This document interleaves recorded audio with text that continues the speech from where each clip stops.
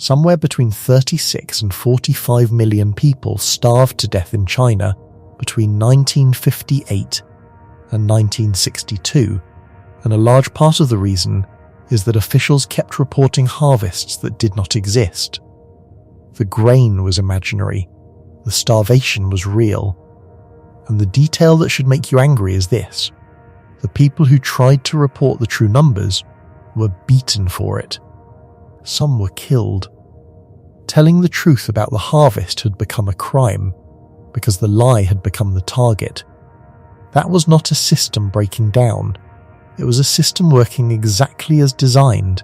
In the moment it decided to measure its own success and started rewarding the number instead of the reality. The same mechanism that emptied those granaries also put fake accounts on people's bank statements, sent American school teachers to prison, and pumped illegal levels of exhaust into the air you breathe. It has a name.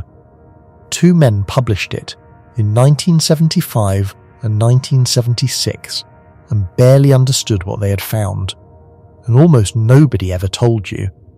Tonight we follow it everywhere it goes. Through a French rat bounty that bred more rats, through McNamara's body counts, through a bank that became obsessed with the number 8, all the way to a German forest that was planted to be perfect and then died of its own perfection. So get comfortable and subscribe or join if you're new here. If you want to go deeper, the Patreon digs into the same ground, collapse, history, and the quiet physics of how complex things fall apart. Stay to the end, because by the last minute, you will understand why every institution you trust looks healthiest in the moment, right before it dies. Let's go back to where this began.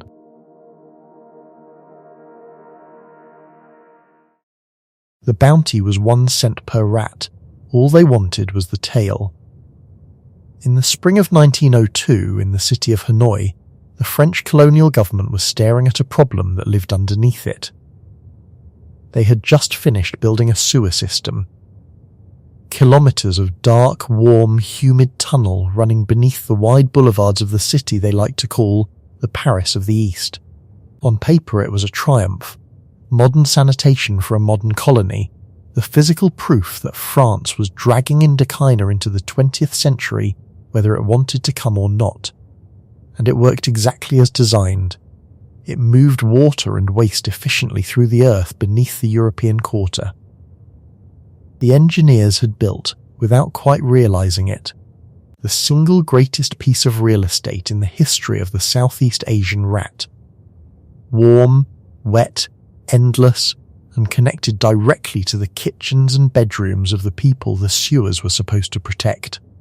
By the time the administration understood what it had built, the tunnels were alive with rats, and the rats were carrying bubonic plague. And the plague was climbing up out of the drains into the city. So the government did the reasonable thing, the measurable thing. It declared war on the rats, and it decided to keep score.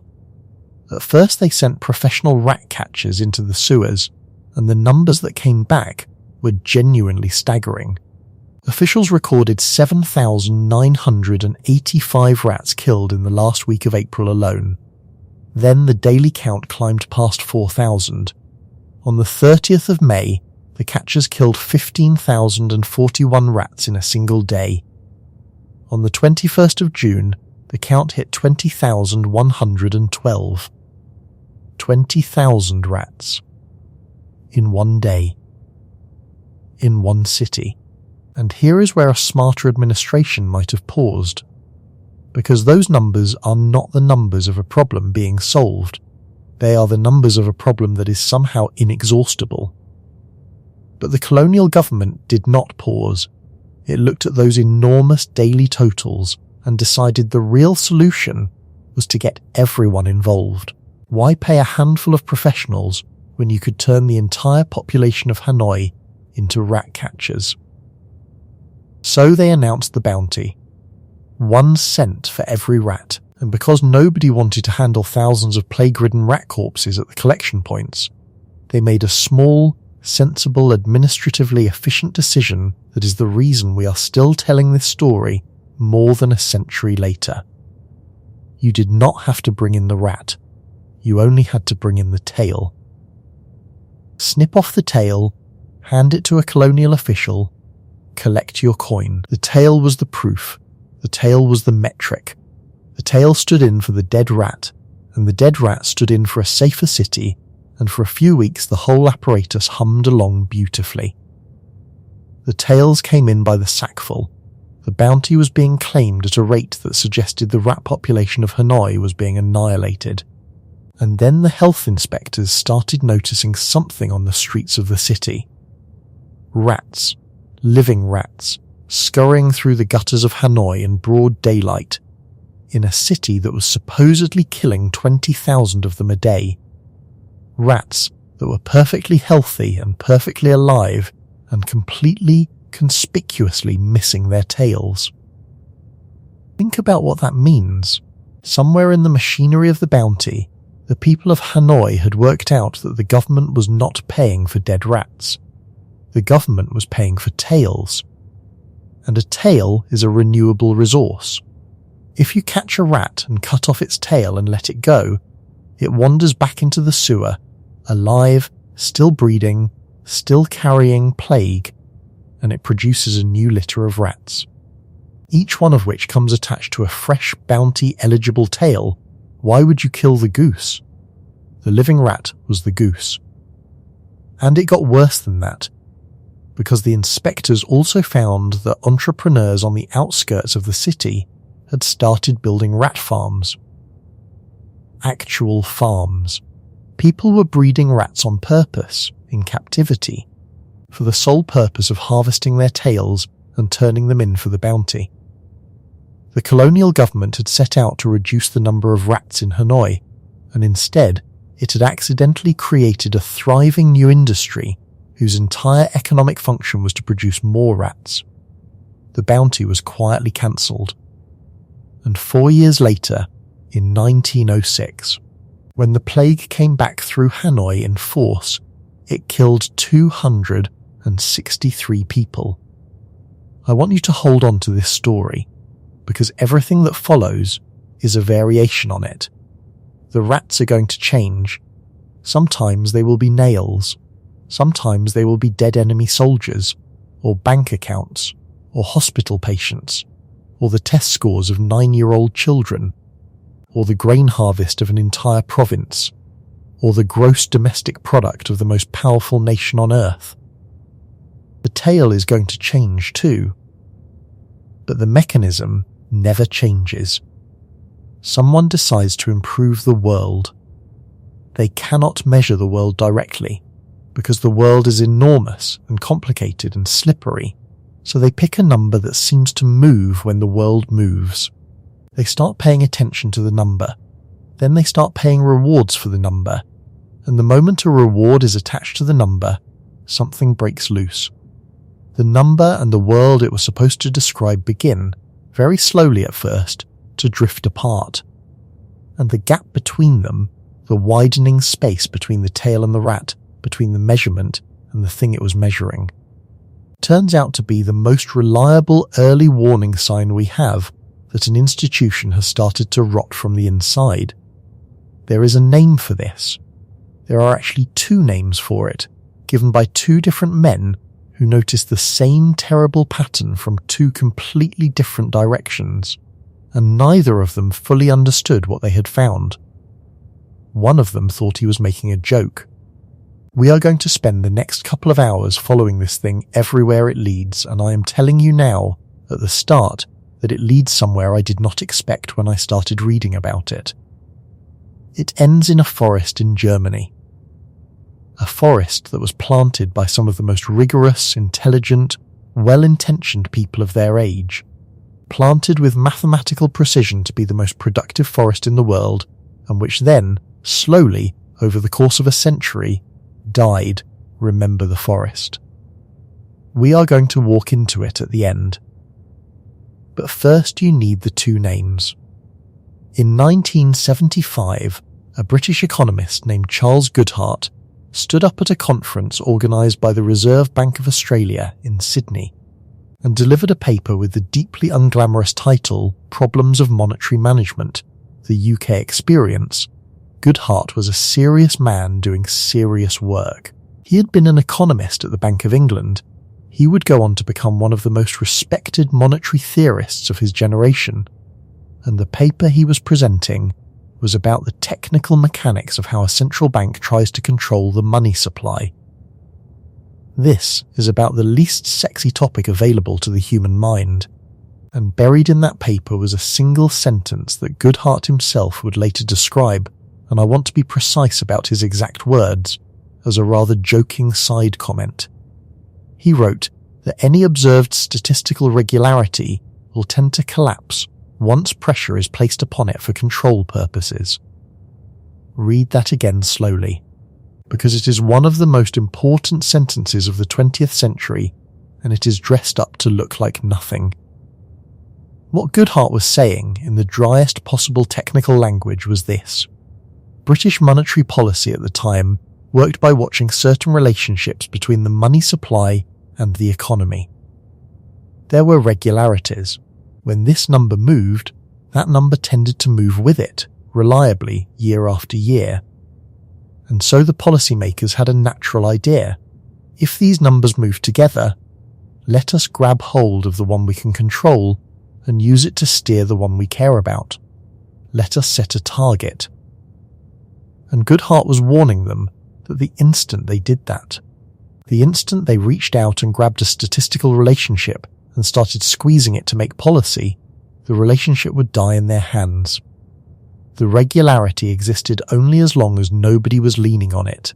Lean on it, and it collapses. The map stops matching the territory the moment you try to steer by the map. Here is the part that I find almost unbearably ironic, and it is the reason Goodhart belongs at the front of this story, rather than buried in a footnote of it. Charles Goodhart spent his career doing rigorous, technical, genuinely important work on central banking, and almost nobody remembers any of it. What they remember is the joke. The throwaway line. Years later, in an interview with the NPR program Planet Money, Goodhart said it plainly. Goodhart's law, he explained, was actually a rather joking side comment. It was not intended at that time to be taken all that seriously. He said he had, and again these are close to his exact words, slightly mixed feelings about the fact that this offhand remark had eclipsed everything else he ever did. A financial columnist for Bloomberg put it even more bluntly, noting that Goodhart may be best remembered for something he tossed off at a conference in Sydney in 1975 that he himself later admitted was intended as a humorous throwaway line. Sit with the shape of that for a second.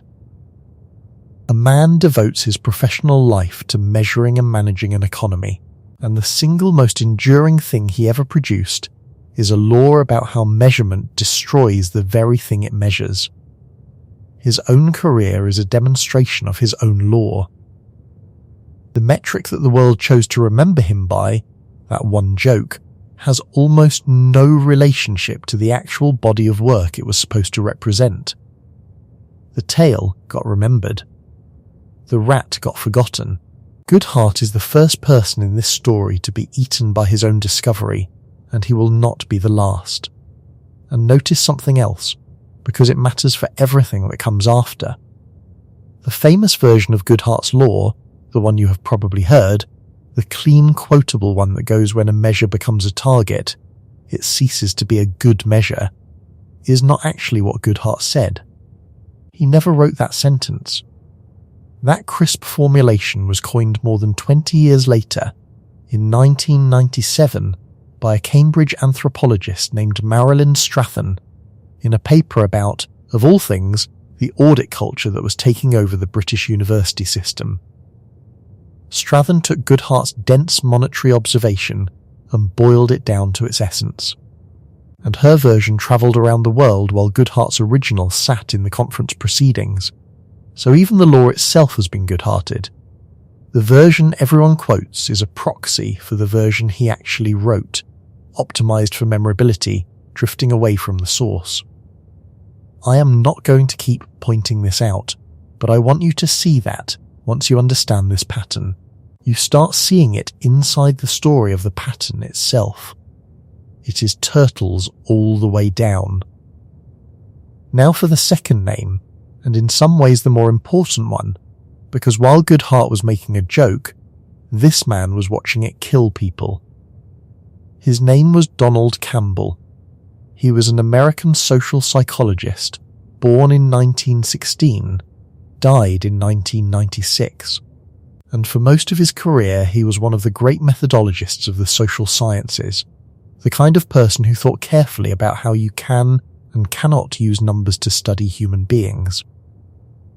And in 1976, 1 year after Goodhart's joke in Sydney, Campbell published a paper called Assessing the Impact of Planned Social Change, in which he stated the same law that Goodhart had stated, except Campbell stated it as what it actually is, which is a warning about the corruption of entire societies.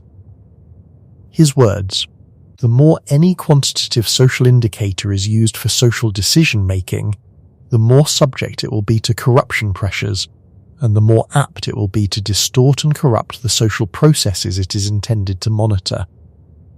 There is no joke in that sentence. There is nothing dry about it.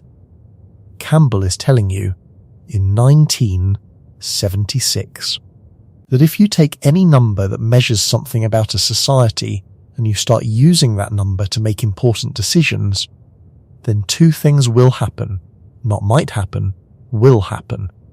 The number will be corrupted, and the thing the number was supposed to protect will be corrupted along with it. He was not describing a risk, he was describing a law of institutional physics, and he gave a specific example that should make every parent listening to this go cold, because he was talking about your children. Campbell wrote that achievement tests can be perfectly good indicators of how much students are learning, as long as things are normal, as long as teaching is aimed at general competence. But the moment those test scores become the goal of the teaching process, he wrote, they both lose their value as indicators and distort the education itself in undesirable ways. He predicted in the 1970s exactly what was going to happen to the American school system when it started living and dying by standardized test scores. We are going to get to what happened. It is worse than he imagined, and he imagined it pretty vividly. So there are your two names. Goodhart, who found the law by accident and thought it was funny. Campbell, who found the same law and understood it was a tragedy. And for decades these two observations sat in their separate academic corners, one in economics, one in social psychology, both of them describing the exact same wound in the way human institutions work, and hardly anyone connected them. The connection, the recognition that this is one single universal phenomenon rather than two isolated observations, is recent. And once you make the connection, you cannot stop seeing it. It is behind the news story you read this morning. It is behind the quarterly targets at your job. It is, I am fairly sure, behind at least one decision that shaped your own life without your ever knowing the number that drove it. Because here is the thing that neither Goodhart nor Campbell quite said out loud, and it is the claim this entire script is built on. This is not a flaw that shows up in badly run institutions. This is not a symptom of corruption or incompetence or greed, although those things pour gasoline on it. This is what happens to institutions that are working exactly as designed, run by intelligent and well-meaning people, the moment they try to hold up a number and say, this is how we know we are succeeding. The rot does not begin when an institution starts failing. The rot begins the moment it starts measuring its own success, and the more precisely it measures, the faster it rots. Let me show you how deep this goes. Let me take you inside the largest attempt in human history to run an entire civilization by the numbers. For most of the 20th century, the Soviet Union tried to do something that had never been tried at that scale. It tried to run an economy without prices. In a market economy, The thing that tells a factory how many of something to make and how good it needs to be is the price.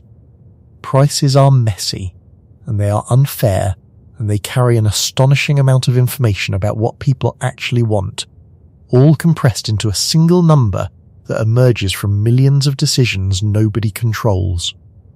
The Soviet planners looked at that and saw chaos, and they decided to replace it with reason. With a plan. A central agency called Gosplan would sit at the top of the whole economy and decide in advance how much of everything the country needed, and it would hand down targets to every factory, and the factories would hit the targets, and the result would be a rational economy free of the waste and cruelty of the market. It is, honestly, a beautiful idea. It is the idea that you can replace the invisible hand with a visible one, that you can measure your way to a just society, and it ran straight into Goodhart's law like a train into a mountain. Because the moment you tell a factory that its success is defined by a target, the factory stops making the thing the target was supposed to represent and starts making the target. This produced a genre of disaster so consistent and so absurd that Soviet citizens developed a kind of gallows folklore about it, and at the centre of that folklore is a factory that made nails.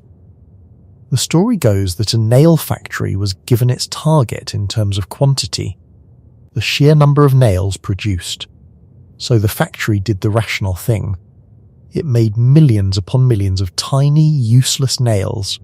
Pins, really, because each one counted as one nail toward the target, and small nails are cheap to make. The nails were useless. Nobody could build anything with them. But the target was met. So the planners, no fools, changed the metric. Next year the factory would be judged by weight, by the total tonnage of nails produced.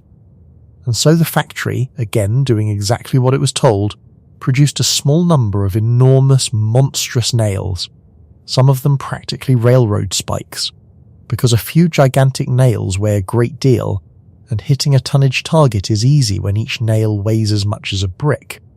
Again, the nails were useless. Again, the target was met. Now I have to be honest with you about this story, because the whole ethic of what we are doing here depends on me being honest with you, even when the truth is slightly less clean than the legend. The specific tale of the tiny nails and the giant nails is partly a parable. It got told and retold and polished into a perfect little fable, and you should be a little suspicious of anything that lands quite that neatly. But the underlying reality is not a parable at all. It is documented, and it is if anything worse than the joke, because the joke is funny and the reality just quietly degraded the lives of hundreds of millions of people. The economist Alec Novi, who spent his career studying the actual mechanics of the Soviet economy, wrote in his book The Soviet Economic System about what these target distortions did to real materials. Soviet sheet steel, he noted, tended to be made too heavy and too thick, because the plants were judged by the weight of steel they produced, and thick heavy steel is a faster way to hit a tonnage number.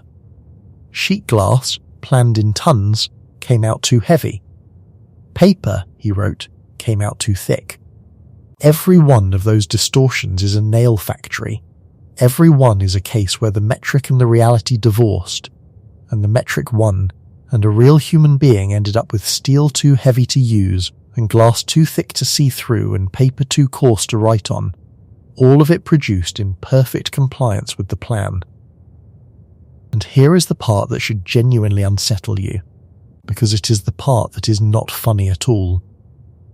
The distortion was not a bug in Soviet planning that better planners could have fixed. It was structural. There was no metric they could have chosen that would not have been gamed, because that is what Goodhart's law says. Quantity gets you tiny nails, weight gets you giant nails. Every possible target is a tail that can be cut off and turned in while the rat runs free. The planners kept believing that the problem was that they had chosen the wrong number, and if they just found the right number, the true number, the one that really captured productivity, the whole system would come into focus. There is no such number. The search for the perfect metric is the search for a way to make Goodhart's law not apply to you, and it does not exist.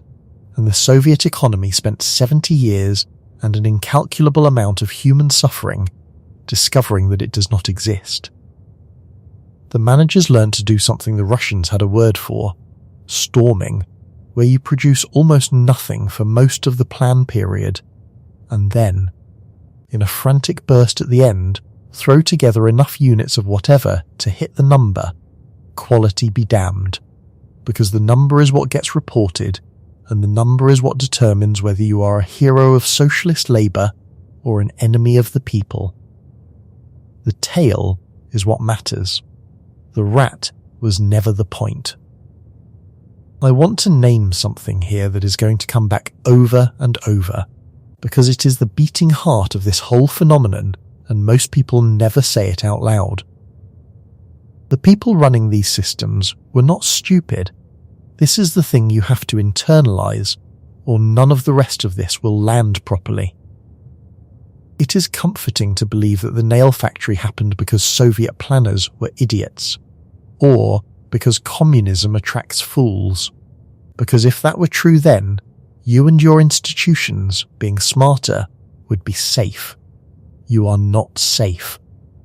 The Gospelin economists were, many of them, brilliant. They understood mathematics you and I will never touch. And they were defeated, utterly and permanently, by a 9-year-old child's ability to figure out that if the rule is 1 cent per tail, you should farm the tails. Intelligence is not the defense against Goodhart's law. In some ways, intelligence makes it worse, because a smarter agent finds a cleverer way to game the metric, and the whole history of this thing is the history of measurement systems being outsmarted by the very people they were built to measure. Hold that thought. It is going to matter enormously at the end of this story, when the thing doing the measuring is no longer a Soviet bureaucrat, but a machine. But before we climb out of the Soviet Union, I owe you the real anatomy of this thing, because you deserve better than a string of scary anecdotes, and because there are serious people who have tried to map, with precision, the exact ways a measurement comes apart from the reality it was built to track. The most rigorous attempt I have found is a paper published in 2018 by 2 researchers, David Mannheim and Scott Garrabrant, with the deceptively dull title Categorizing Variants of Goodhart's Law. What they did was take this piece of folk wisdom about metrics going bad and break it into 4 distinct mechanisms, 4 separate ways the gap opens up. And once you can see the 4 of them, you will start diagnosing them everywhere, in your own workplace, in the news, in the numbers you keep about your own life. The first they call regressional Goodhart, and it is the gentlest and the most insidious, because it does not require anyone to cheat. Any real-world metric is the thing you actually care about, plus a layer of noise, of luck, of random variation. When you go looking for the very highest score on the metric, the school with the best results, the surgeon with the best survival rate, the fund with the best returns, you are not just selecting for genuine quality. You are also, unavoidably, selecting for good luck, because the record-breaking number is almost always the case where real quality happened to be riding on top of a lucky streak. So when you find that top performer, and you reward it, and you hold it up as a model, and you try to copy whatever it did, you are partly rewarding and copying luck, and luck does not repeat.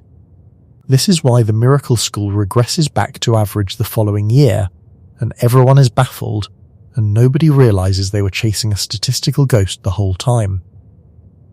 The second is extremal Goodhart, and this one is about what happens at the edges. A metric can track reality beautifully across the normal range of experience, and then fall apart completely the moment you push it to an extreme, because you have pushed it outside the conditions where the relationship ever held. The 4-hour hospital target tracks something real when hospitals were treating it as a rough guideline. Push it to the absolute limit, make it the thing that determines funding and careers, and you exit the regime where it meant anything, and you get ambulances circling the block. The correlation was local. Optimization is what drags you out past its edge. The third is causal Goodhart, and this is McNamara's specific grave. Sometimes a proxy correlates with the thing you want, but does not cause it. In earlier wars, higher enemy casualties genuinely went along with winning, so the correlation looks solid, but killing more of this particular enemy in this particular war did not cause victory, because this enemy could replace its losses and did not need to hold ground. McNamara grabbed a number that had ridden alongside victory in the past and assumed that if he cranked it up, victory would follow. He was intervening on a proxy that had no causal grip on the outcome, and so he could maximize it forever, all the way to 58,000 dead Americans, without ever moving the thing it was supposed to represent. And the fourth, the one that runs through the bloodiest stories in this account, is adversarial Goodhart. This is the one where there is an intelligent agent standing between you and your metric, and that agent wants a different outcome than you do, and will deliberately exploit every gap between the number and the reality to get it. The rat farmer on the edge of Hanoi. The bank teller opening ghost accounts. The teacher with the eraser. The village official inflating the harvest. Every metric with a thinking human being on the other side of it is an adversarial game, and here is the part that should genuinely worry you, because it is the whole reason this story does not have a happy ending. In an adversarial game between the person who designs the metric and the person who has to live under it, the person living under it almost always wins, because they have more time, more motivation, and a far more detailed knowledge of the gap than the designer sitting up in headquarters ever will. I am giving you these 4 names because they turn this from a collection of unsettling stories into something closer to a law of nature. Machine learning researchers recognized it instantly, by the way, because it is the same thing they call overfitting. A model that gets so good at scoring well on the test data that it becomes useless on reality, having learnt the test instead of the world. Therefore, what we are actually watching across every institution in this story is not incompetence, and it is not bad luck. It is 4 specific, well understood, mathematically describable failure modes, firing over and over in every organization that has ever tried to steer itself by a number. And that brings me back out of the Soviet Union, because a distorted economy is one thing. Heavy steel and thick glass are an insult to human potential, but they do not put anyone in a grave. So let me take you somewhere the metric was not counting nails. Let me take you to a place where the metric was counting the dead, and where the pressure to hit the number turned an army into a machine for producing corpses that did not need to exist. His name was Robert McNamara, and he was, by any conventional measure, one of the most brilliant men of his generation. He had been one of the whiz kids, the group of young systems analysts who came out of the Second World War, convinced that the tools of statistical management could be applied to anything, that any problem, correctly quantified, could be solved. He took those tools to the Ford Motor Company and rescued it with them. And then, in 1961, John F. Kennedy made him Secretary of Defense, and Robert McNamara walked into the largest and most complicated institution on the planet, the United States military, at the beginning of its descent into Vietnam, carrying his absolute unshakable faith that if you could measure a thing, you could manage it, and if you could not measure it, it did not really count. And here was the problem. How do you measure whether you are winning a war against a guerrilla insurgency? In the Second World War, it was easy. You measured territory. The front line moved across the map toward Berlin and Tokyo, and you could see, literally see, victory approaching as a line on a map. But in Vietnam there was no front line. The enemy did not hold territory you could capture. They melted into villages and jungle and reappeared behind you. So McNamara's Pentagon, desperate for a number, desperate for something to put on the chart that would show whether the war was being won, reached out and grabbed the only number the situation seemed to offer.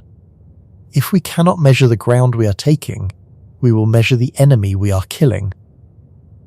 They called it the body count, and they built an entire theory of victory around it, a theory that said, if you could kill the enemy faster than the enemy could replace their dead, you would eventually reach what they called the crossover point, the moment when the enemy's losses became unsustainable and the war tipped toward victory.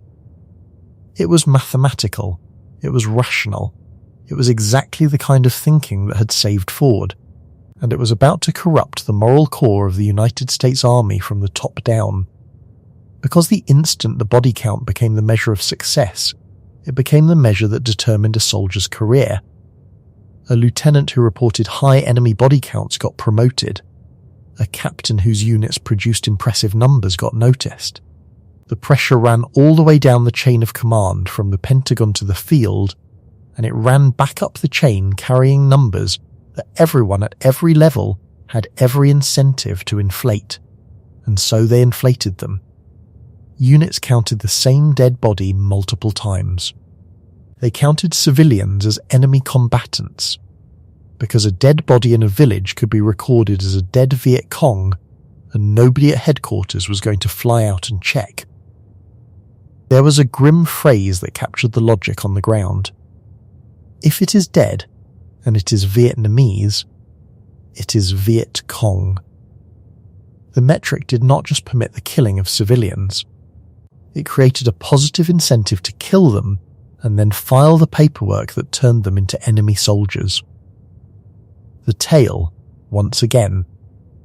You did not have to produce a defeated enemy. You had to produce a number, and the number could be manufactured out of anyone unlucky enough to be in the wrong place.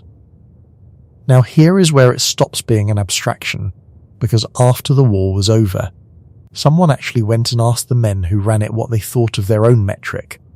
A colonel named Douglas Kinnard surveyed the American generals who had commanded in Vietnam and published the results in a book called The War Managers, and the results are a document of quiet institutional horror. Only about 2% of the generals believed the body count had been a valid way to measure the war. 2%. The men at the very top, the ones whose promotions had partly depended on those numbers, knew the whole time that the numbers were garbage. One general called the body count, and I am quoting the actual language they used, a fake, totally worthless. Another wrote that the immensity of the false reporting was a blot on the honour of the army. A blot on the honour of the army. This is not a critic on the outside. This is a general describing the central metric of the war he helped fight in the language of shame. A Vietnam analyst named Dallas Owens described how it worked on the ground in a single sentence that tells you everything. We never took it seriously, he said. We might count the same guy 5 times.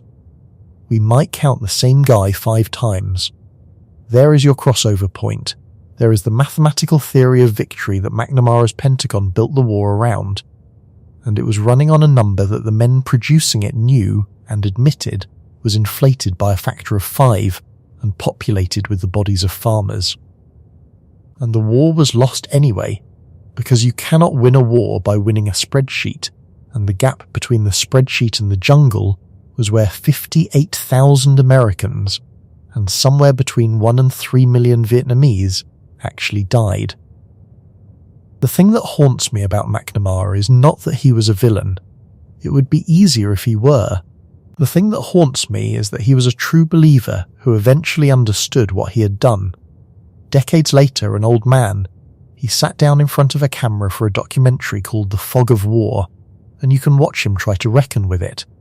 This was the smartest man in the room, the high priest of measurement, and by the end he had arrived at the edge of understanding that his entire method, the faith that you make the measurable important because you cannot make the important measurable, had been a kind of catastrophe wearing the mask of rationality.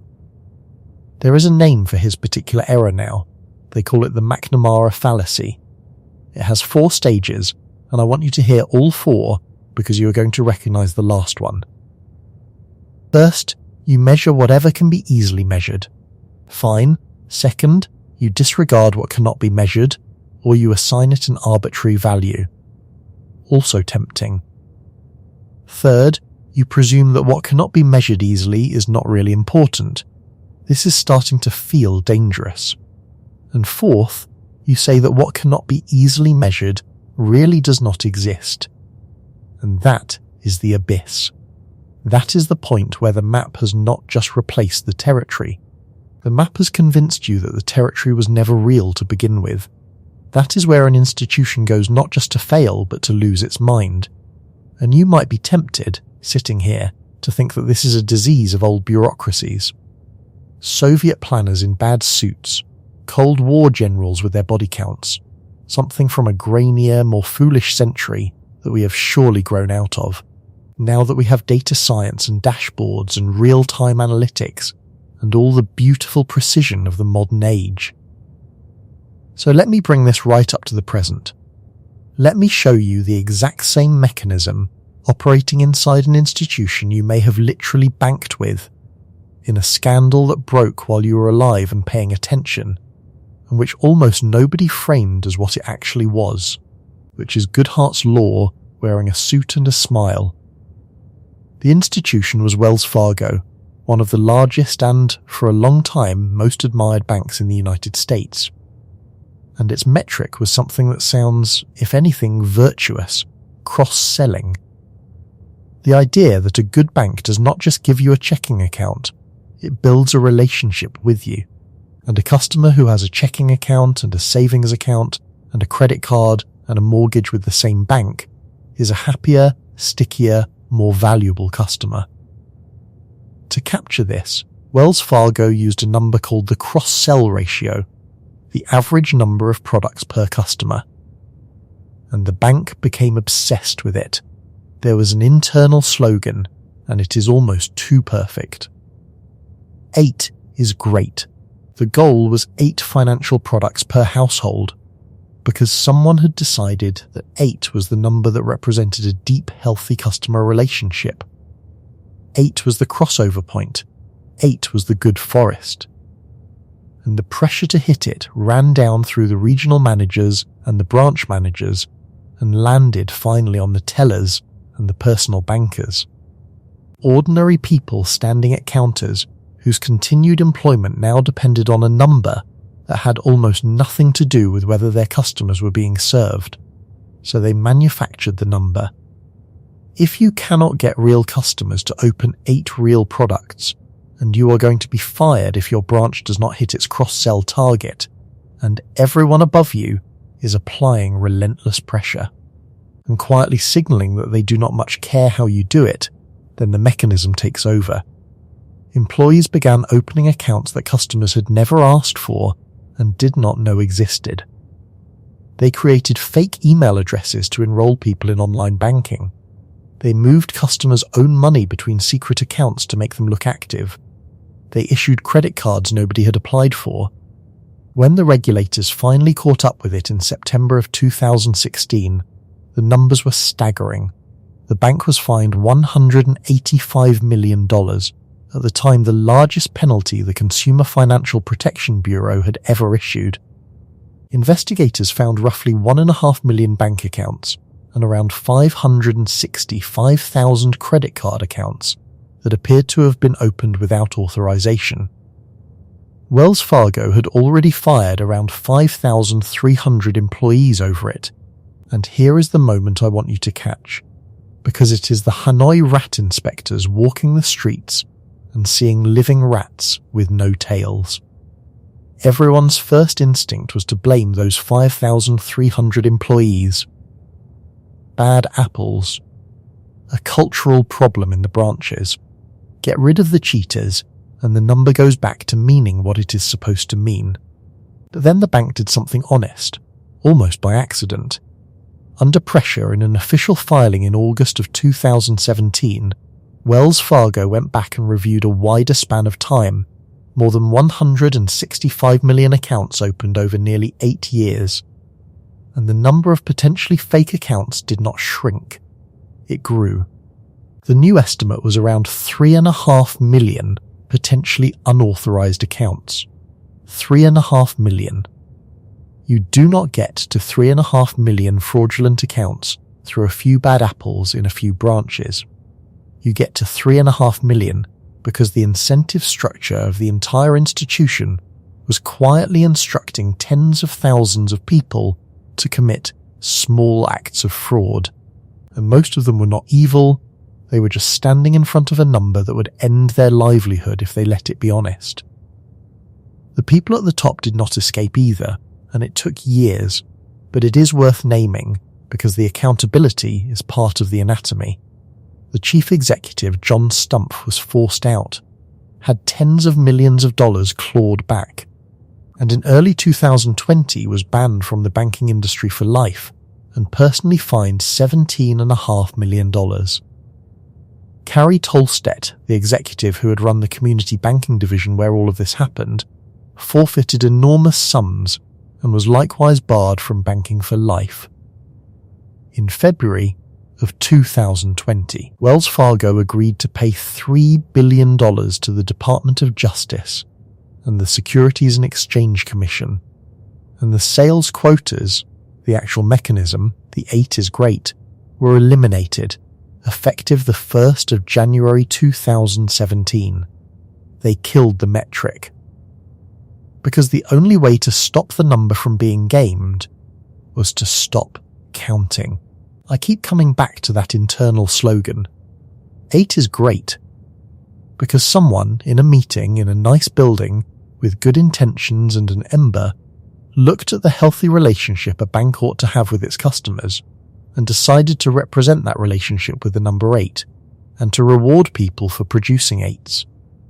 And the moment they did that, the 8 stopped being a description of a good bank and became a target to be hit by any means necessary, and the good bank it was supposed to describe quietly ceased to exist while the 8 went right on climbing. That is not a story about a bad bank. Every regulator who looked at it came away understanding that Wells Fargo's mistake was not being uniquely greedy. It was being uniquely aggressive about a metric that every large company in the world is chasing in some softer form. The disturbing implication is not that Wells Fargo did this. It is that Wells Fargo got caught doing this, and you have no way of knowing how many institutions in your life are doing the quieter version right now. And if you think a fake bank account is the worst thing a corporation will manufacture to hit a number, let me introduce you to the version that filled the air you breathe with poison, engineered by some of the best engineers on Earth, on purpose, for years. Because Wells Fargo at least had to corrupt its people to game its metric. Volkswagen did something colder. It built a machine that would game the metric all by itself. The metric this time was an emissions test. To sell a diesel car in the United States, you have to prove that it produces less than a legal limit of certain pollutants, in particular a family of gases called nitrogen oxides, or NOx, which cause respiratory disease and premature death. The car is placed on a test rig in a laboratory and run through a standardized cycle while its exhaust is measured, and if the number comes in under the limit, the car is certified clean and legal. That test is the tail. The rat is the actual air quality on the actual roads where the car will actually be driven.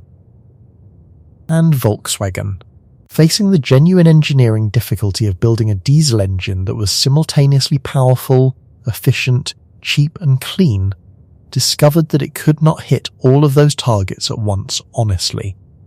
So it decided to hit the one that was measured and cheat on the one that was not.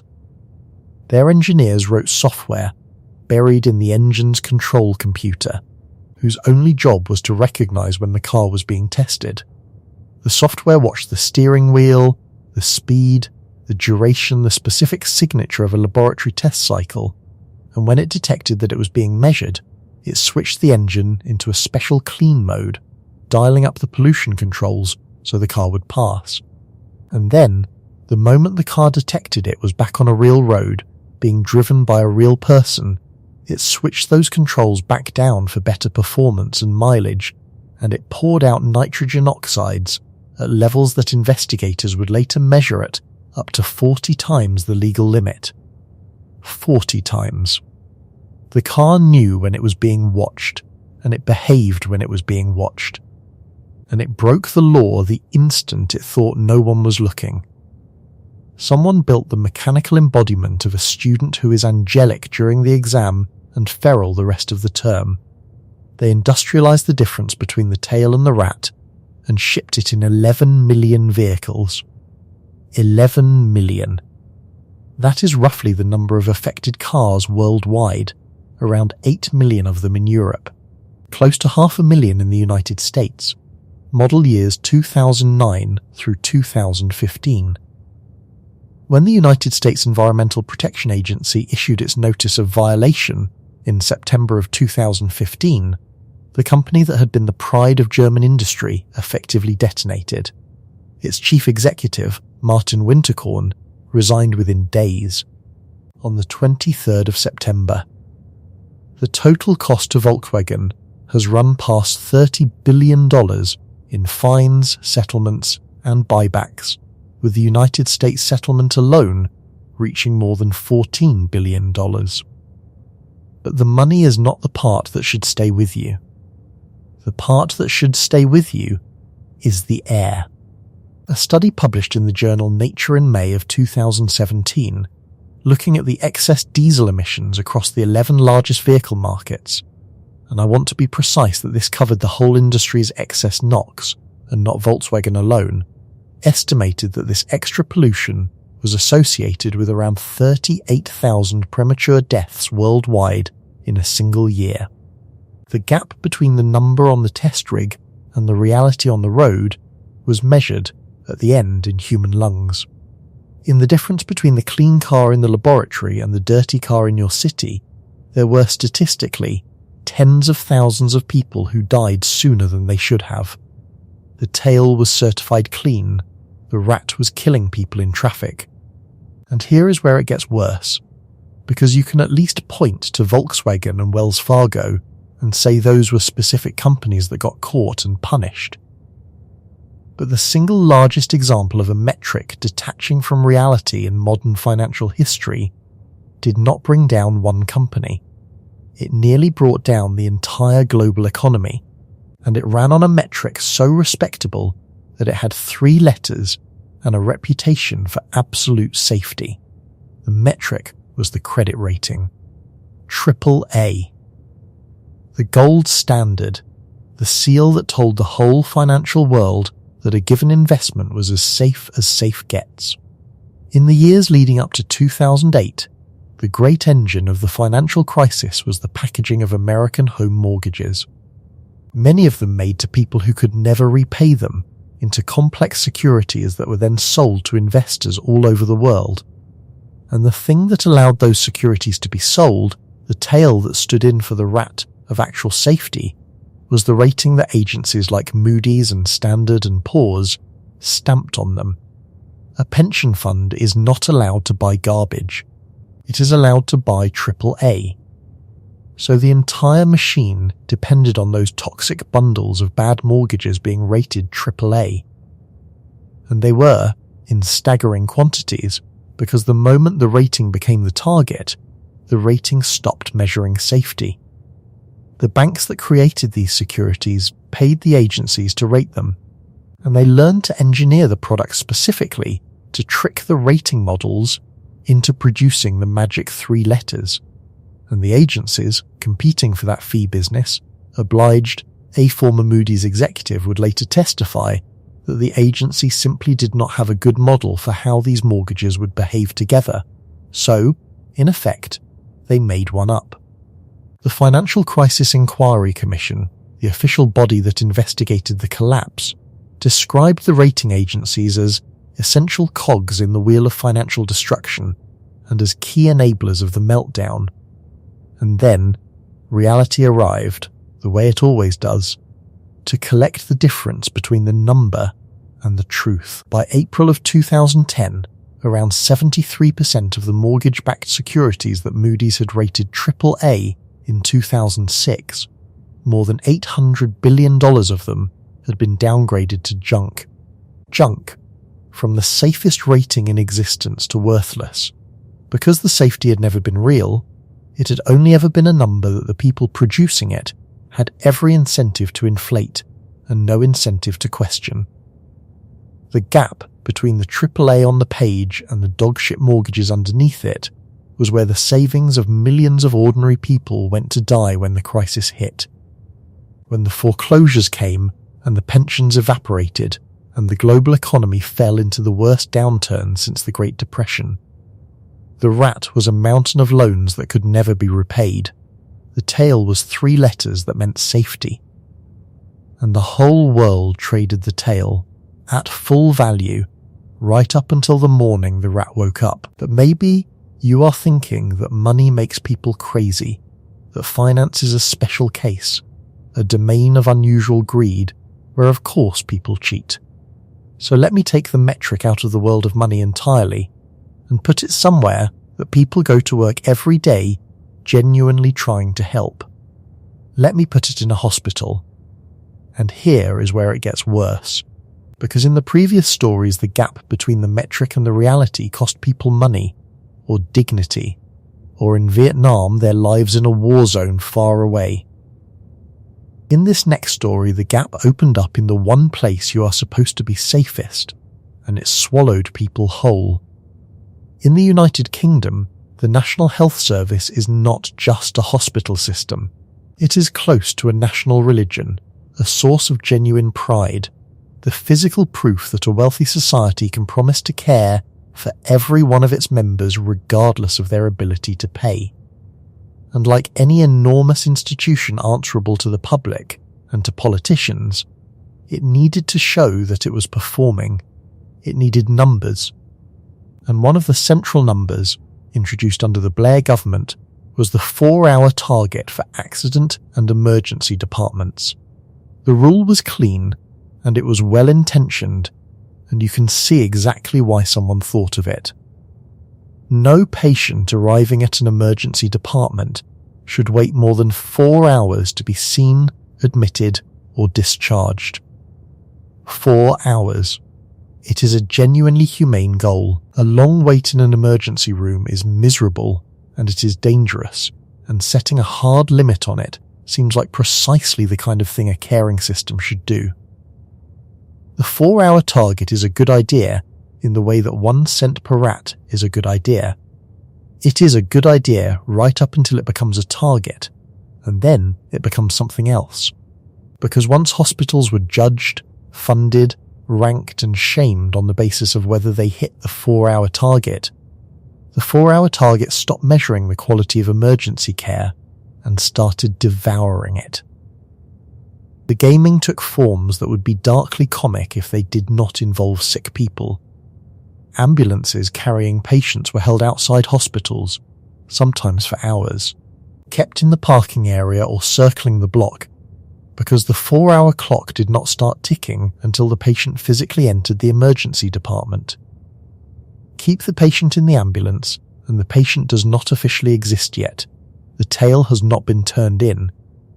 Patients were reclassified, moved onto trolleys in corridors, and recorded as admitted when they had simply been wheeled somewhere else, so that the clock could be stopped on paper while nothing had actually changed for the human being lying on the trolley. The number improved. The care did not. The gap between them was a corridor full of people who had been processed by a metric rather than treated by a doctor. But holding a patient in an ambulance is a crude kind of gaming, the kind you can at least see happening in the car park. There is a colder and more elegant version of medical metric corruption, and it was documented by a historian named Jerry Muller in a book called The Tyranny of Metrics, and once you understand it, you will never read a hospital's success rate the same way again. Here is the setup, and by now you can probably feel the shape of it coming. Somebody has the entirely reasonable idea that patients deserve to know which surgeons and which hospitals are good, so we should measure and publish their outcomes, their survival rates, their complication rates, and let the sunlight of data reward the good ones and shame the bad ones into improving. It is transparency. It is accountability. It is a good idea in precisely the way that 1 cent per rat is a good idea. And then the surgeons, who are not idiots, who are in fact some of the most intelligent and capable people in any society, do the arithmetic. There are 2 ways to have a good survival rate. You can save more of the patients you operate on, or you can stop operating on the patients most likely to die. The second one is far easier, and it is nearly invisible, and so it is what a measurable fraction of them quietly began to do. The sickest patients, the most complex cases, the ones whose odds are poor, and who therefore most desperately need a skilled surgeon to take the risk, started being turned away, declined, referred elsewhere, judged inoperable. Because operating on them and losing them would stain the number. And here is the genuinely dark part. The patient who has refused surgery does not show up in the surgeon's mortality statistics. They simply go home and deteriorate and die somewhere the metric cannot see them. The number gets better, the reality gets worse. The metric did not merely fail to capture the sickest patients. It created a direct professional incentive to abandon them, and it rewarded the doctors who did. Muller has a name for the underlying sickness, and it is worth having, because a named thing is easier to see. He calls it metric fixation, the persistent, seductive, almost religious belief that the way to improve any human activity is to measure it, publish the measurements, and attach rewards and punishments to the numbers, and that this can and should replace the slow, unquantifiable, deeply human thing we used to call judgment. Muller went looking for metric fixation and found it everywhere, in medicine, in education, in policing, in the military, in finance, in charity, the same wound reopening in field after field, each one convinced it was the exception. Each one discovering it was not. And a British scholar named Michael Power had already diagnosed the culture that breeds it, in a book called The Audit Society, where he described how the ritual of auditing and verifying and checking had quietly metastasized across modern life, not because audits actually make things work better, but because they let everyone involved demonstrate that the box was ticked, that the process was followed, that if something goes wrong later, it will not be their fault.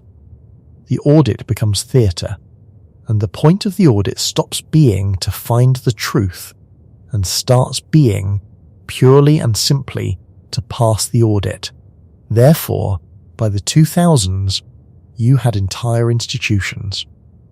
And the National Health Service was very much one of them, where hitting the number and passing the audit had quietly become the actual job, and the caring for human beings had become the thing you did with whatever time and attention was left over once the number had been fed. Which is the exact environment in which the worst of it happened, and at one hospital, that gap became a mass grave. The Mid Staffordshire NH Foundation Trust in the English Midlands became the site of one of the worst care scandals in the history of the health service, and at the centre of it was a board of managers who had become, in the language of the official inquiry, obsessed with hitting financial targets and with achieving a prestigious administrative status called Foundation Trust status, which required demonstrating financial discipline. So they cut staff, they cut costs, they chased the numbers that would get them the status and the funding, and while the numbers on the board's dashboards moved in the right direction, the actual hospital descended into something out of a nightmare. Patients left lying in soiled sheets, patients so dehydrated they drank water from the vases meant for flowers, call bells ringing unanswered. Food left out of reach of people too weak to move. The public inquiry, led by a barrister named Robert Francis, ran to thousands of pages and produced hundreds of recommendations, and it painted a picture of an institution that had optimized itself to death, while every individual metric on the management dashboard looked fine. Now I have to be careful here, and I am going to be careful here in a way that most people telling this story are not, because being careful is the entire point of what we are doing. there is a number that gets attached to mid-Staffordshire, a figure of somewhere between 400 and 1200 excess deaths between 2005 and 2008. You will see that number everywhere, and it is genuinely disputed. It came from a particular kind of statistical mortality analysis that a lot of serious people think was being pushed further than it could bear, and Robert Francis himself, running the inquiry, was careful to say that it was misleading to attach a specific death toll to the scandal, because the statistical models involved simply could not support that kind of precision. So I am not going to tell you that a metric killed exactly a certain number of people at mid-Staffordshire, because the honest answer is that we do not know the number, and the people who tell you they do are, ironically, making exactly the mistake this whole story is about. They are reaching for a clean number to represent a messy horror. What we know for certain is bad enough without the false precision. We know that an institution built to care for people came to care more about its indicators than about the people, and that patients suffered and died in conditions of genuine neglect while the dashboards glowed green. There was a nurse there. Her name was Helene Donnelly, and she is one of the people in this story who did the thing that almost nobody does, which is to look at the gap between the number and the reality and refuse to keep her mouth shut. She reported what she was seeing. She reported being told effectively to lie about waiting times, and for that she was harassed to the point where she feared for her own safety walking to her car. This is the pattern I want you to start watching for now, because it is going to recur with a terrible regularity for the rest of this story.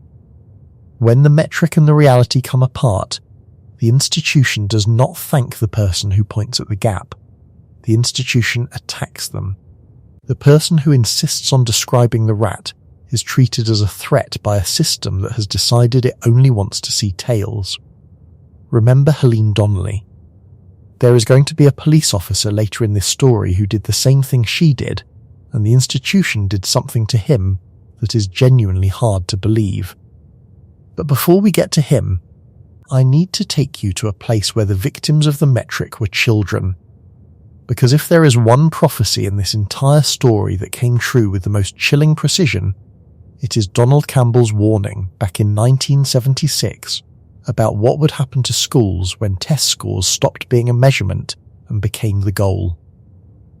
The setting is the public school system of Atlanta, Georgia, in the years after the passage of a piece of American legislation called No Child Left Behind, which in the early 2000s made standardized test scores the central metric of school quality across the entire country.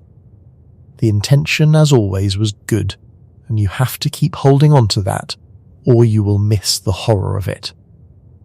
The intention was to make sure that schools serving poor children and children of colour were not quietly failing them, that there would be hard data, objective numbers, holding every school accountable for actually teaching every child. Nobody sat in a room and decided to hurt children. They decided to measure whether children were learning and to attach enormous consequences to the measurement. Funding, jobs, school closures, the careers of everyone from the superintendent down to the newest teacher. And then Campbell's law did what Campbell said it would do. In Atlanta, under a nationally celebrated superintendent named Beverly Hall, who had been named National Superintendent of the Year, who was held up as living proof that tough accountability and high standards could transform a struggling urban district, the test scores climbed year after year in a way that looked like a miracle. And it was a miracle in the sense that it did not actually happen. A local newspaper, the Atlanta Journal-Constitution, started noticing something strange in the data around 2008 and 2009. The score improvements in certain schools were not just impressive, they were statistically impossible. When you have a class of children answer a standardized test, and then the wrong answers on their sheets get erased and changed to right answers, you leave a fingerprint, a pattern of wrong to right erasures that is wildly, absurdly higher than any normal classroom produces. And when the state of Georgia finally investigated, the fingerprints were everywhere. The numbers from that investigation are hard to absorb. A Georgia Bureau of Investigation report, released in July of 2011, found evidence of cheating at 44 of the 56 schools they examined. It implicated 178 educators, including 38 principals. 82 of them confessed. Teachers described what they called erasure parties, gatherings where educators sat down with stacks of student answer sheets and, like an assembly line, changed wrong answers to right ones, sometimes over pizza, correcting the tests of children who had been failed twice, once by not being taught, and once by having their failure erased so that no one would ever know they needed help. The statistical analysis in one classroom found a rate of wrong to right erasures that was 53 standard deviations above the state norm. I want to make that number physical for you, because 53 standard deviations is not a phrase the human mind can feel. A statistician who worked on the case, trying to convey the sheer impossibility of it, offered an image. The odds, he said, were roughly like walking into the Georgia Dome, the enormous stadium in Atlanta, and finding it filled to capacity, every single seat, with people who were all 7 feet tall. That is what these erasure patterns looked like. Not unlikely, not suspicious, physically, cosmically impossible unless someone was sitting there with an eraser. The district attorney would later say that more than 250,000 wrong answers had been changed to right ones across the system. And then the state of Georgia did something that no other state had done. It treated the educators not as teachers who had made a mistake, but as a criminal organization. 35 of them were indicted in 2013 under a law called RICO, the Racketeer Influenced and Corrupt Organizations Act, a statute originally written to prosecute the mafia. Think about the journey that takes. A law built to dismantle organized crime families applied to elementary school teachers because a testing metric had turned a school district into what the prosecutors could credibly describe as a racketeering enterprise. After the longest criminal trial in Georgia history, prosecuted by a district attorney named Fani Willis, whose name you may recognize from much more recent headlines, 11 of the 12 defendants who went to trial were convicted on the 1st of April, 2015. Some of them received sentences of up to 20 years, teachers in prison, for the crime of erasing the failure of children in order to hit a number.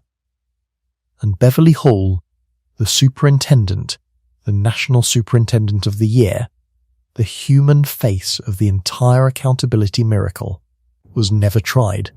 She had been diagnosed with breast cancer, and she died in March of 2015, while the proceedings were still going on, having always maintained that she knew nothing about the cheating. Which leaves us with a question that has no comfortable answer, and that I am not going to resolve for you, because I do not think it can be resolved. Was she a monster who orchestrated the systematic betrayal of thousands of children? Or was she a true believer, like McNamara, who built a machine to hit a number and simply refused all the way to her deathbed to look too closely at how the number was being hit? I genuinely do not know. And I have come to think that the choice between those two options is a trap. Because the whole point of Campbell's law is that you do not need a monster. You just need a number with consequences attached and enough distance between the person setting the target and the person forced to meet it. The system does the rest. Nobody in Atlanta woke up wanting to cheat 9-year-olds. They woke up wanting to hit a target. And the target ate the children. And it did it so gradually that the good people running the machine could tell themselves, right up until the indictments, that they were the heroes of the story. And if your instinct right now is to feel superior to those teachers, to think that this is a story about a struggling urban district and desperate people under impossible pressure, that people with real education and real intelligence and real commitment to the truth would never do this, then I have saved a particular case for you, and it is the one that should frighten you the most. because it implicates the single institution that is supposed to be immune. It implicates science itself. The people whose entire professional purpose is to find out what is true have built a system of metrics to measure their own success, and that system is corrupting the truth in exactly the way Campbell's law says it must. Here is how a scientific career works now. You are measured and funded and promoted and hired on the basis of your publications, not the truth of them, the count of them, and the prestige of the journals they appear in, and the number of times other scientists cite them. There is a metric for the prestige of a journal, called the impact factor, invented by a man named Eugene Garfield, which measures roughly how often the average paper in that journal gets cited. And there is a metric for an individual scientist, called the index, proposed by the physicist Jorge Hirsch in 2005, which tries to boil an entire career of discovery down to a single integer. And these numbers, the impact factor and the hair index and the raw publication count, have become the tail. The rat, the actual thing we supposedly care about, is true and useful knowledge about the universe. And the two have come apart in ways that have quietly poisoned the well that all of us drink from. Because once your survival depends on producing publications and citations rather than truth, the mechanism takes over. The same mechanism, every time. Scientists learn to slice a single piece of research into the maximum number of separate papers, a practice with the wonderful name of salami slicing, because 3 thin papers count for more than one substantial one. They learn to run their experiments and their statistics in ways that would squeeze out a publishable result, torturing the data until it confessed to something, anything, that crossed the arbitrary threshold of statistical significance that journals demand. A practice so common it has its own name, hacking. Groups of researchers formed what are actually called citation cartels, quietly agreeing to cite each other's work to pump up everyone's numbers. And this is not a fringe accusation from cranks. The company that publishes the impact factor, Clarivate, now has to actively police this, and in a single year it suppressed multiple journals from its rankings and issued formal expressions of concern over the citation behavior of others, because the gaming had become blatant enough to threaten the credibility of the whole enterprise. And the deepest wound of all is the one they call the replication crisis, and it is exactly what Campbell's law predicts at the scale of human knowledge. When researchers went back and tried to reproduce the findings of published, peer-reviewed, celebrated psychology and medicine papers, running the same experiments again to see if the results held, an alarming share of them simply did not replicate. The effect vanished. The finding had been noise or luck, or a statistical artifact squeezed into significance by a researcher who needed a publication, and it had entered the permanent record of science, been cited hundreds of times, been built upon, taught to students, sometimes turned into medical practice. And it was not true. A meaningful fraction of what we collectively believe we know, in some fields, is the accumulated residue of people optimizing for the metric of publication rather than the reality of truth. The teachers in Atlanta erased wrong answers to make failing children look like they had learned. A subtler version of the same act has been happening for years at the foundations of human knowledge, performed not by desperate teachers, but by brilliant scientists at the most prestigious institutions in the world, because they too were handed a number and told that their livelihoods depended on it. There are people fighting this. In 2012, a group of scientists and editors gathered and produced something called the San Francisco Declaration on Research Assessment, usually shortened to DORA, which is essentially an organized revolt against the tyranny of the impact factor, a formal plea to stop using the metric to judge individual scientists and papers. Signed now by tens of thousands of researchers and organizations across more than 160 countries. It is a genuine and admirable attempt to pull science back from the number and toward the truth. And I want you to notice what its very existence tells you. The people who understand this best, the scientists themselves, the smartest measurers in the entire human enterprise, looked at what their own metrics were doing to their own search for truth and were so alarmed that they had to organize a global campaign to try to escape it. They are not confident they will succeed, neither am I, because the metric is easy and judgment is hard, and the institution reaches for the easy thing every time. Now, I have been building this in a particular order, and you may have noticed that the stakes have been climbing. Nails, then careers, then bank accounts, then the very air in your lungs, then hospital patients, then children, then the foundations of human knowledge itself.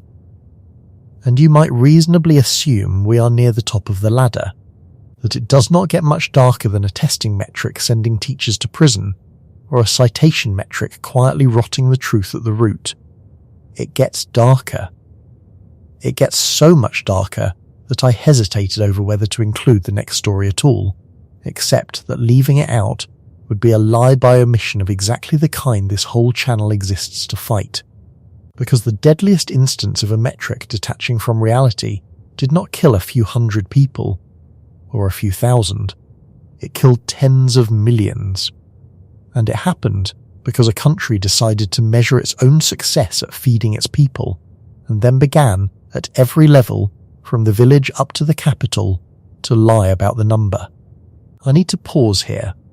The way you pause at the top of a staircase you are not sure you want to descend, and say something about the shape of what we are doing, because we have reached the second time I want you to feel where this is heading.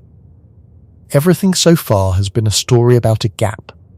The gap between the tail and the rat, between the tonnage and the useful steel, between the body count and the war, between the 8 and the healthy customer, between the 4-hour target and the treated patient, between the test score and the taught child, and in every single case, the institution could not see the gap, because it had wired its own eyes to look only at the number. That is the thing I want lodged in your mind now, because it is going to be the whole ending. An institution that measures itself does not just risk being deceived by others, it systematically blinds itself. It builds a nervous system that can only feel the metric, and goes numb to everything the metric fails to capture, and the wider the gap grows, the less able it becomes to perceive that the gap exists at all. The forest is coming. But first, the famine. In 1958, Mao Zedong launched what he called the Great Leap Forward, a campaign to transform China, almost overnight, from an agrarian society into an industrial superpower that would overtake the West. And it was, at its core, a campaign about numbers, production targets. Quotas. The whole nation was going to be mobilized to hit staggering figures for the output of grain and steel, and hitting those figures would prove to China and to the world the superiority of the system. 2 metrics in particular tell the whole story, and each one is a nail factory scaled up to the size of a civilization. The first was steel. Mao decreed that China would surpass Britain in steel production, and rather than build this capacity through actual industry, the campaign called on ordinary people to produce steel themselves in millions of small backyard furnaces built in villages and communes across the country. Peasants who had never smelted anything in their lives were ordered to hit steel quotas. So, they did what the metric demanded. They fed the furnaces with whatever iron they could find, which increasingly meant their own tools. Their own pots and pans, the very implements they needed to farm and cook, melted down to produce lumps of metal. And the metal they produced was overwhelmingly useless, brittle, impure pig iron that could not be made into anything. They hit the tonnage. They produced the number. And the number was, in reality, a vast nationwide destruction of useful tools converted into worthless slag. All of it counted proudly as steel production, all of it proving that the leap was working, while the actual capacity of the country to feed and equip itself was being fed into the fire. But the steel was not what killed people. The grain was what killed people. Because at the same time, local officials all across China were competing to report ever more spectacular harvest figures, to prove their revolutionary zeal, to avoid being denounced, to climb. And there was no mechanism forcing those numbers to be true. Quite the opposite. The incentive ran entirely in one direction, toward exaggeration, because the official who reported a miraculous harvest was a hero, and the official who reported the real disappointing harvest was a defeatist and an enemy. So the reported harvest figures climbed into fantasy. Newspapers printed claims of impossible yields, hundreds of thousands of pounds of grain per acre, physically impossible amounts, celebrated as proof of the genius of the system. And here is the mechanism that turned a lie into a massacre. The central government set the amount of grain it would requisition from each region based on the reported harvest. Not the real harvest, the reported one. So when a village claimed to have grown 3 times what it actually grew, the state came and took its share of the imaginary harvest, which meant it took not just the surplus, but the seed grain, the food the villagers needed to survive the winter and plant the next crop. The number on the paper said there was plenty. The granaries were empty, and the gap between the number and the reality was a famine that spread across the whole of China. The estimates of how many people died in the Great Chinese Famine range from around 15 million at the very lowest to as many as 55 million at the highest, and the range itself is a monument to how thoroughly the truth was buried. The 2 most careful and most cited scholarly estimates come from a former journalist named Yang Jishing, who put the toll at around 36 million in his monumental book Tombstone, and the historian Frank Dichter, who documented at least 45 million deaths in his book Mao's Great Famine. 45 million people. To even begin to hold that number, understand that it is more people than currently live in most countries on Earth, starved to death, over roughly 4 years. Not because there was a natural disaster, though drought played a role, but fundamentally because the metric of the harvest had come loose from the harvest itself, and the state had chosen to feed the metric, while the people who grew the food starved in the fields. Yang Jishing did not choose this subject at random. He was a reporter for the official Chinese news agency Xinhua for decades, which gave him access, and he was also a man carrying a private wound, because his own father had starved to death during the famine. He spent years, quietly, secretly, gathering the internal documents and the local records and the testimony, building the case that the Communist Party did not want built.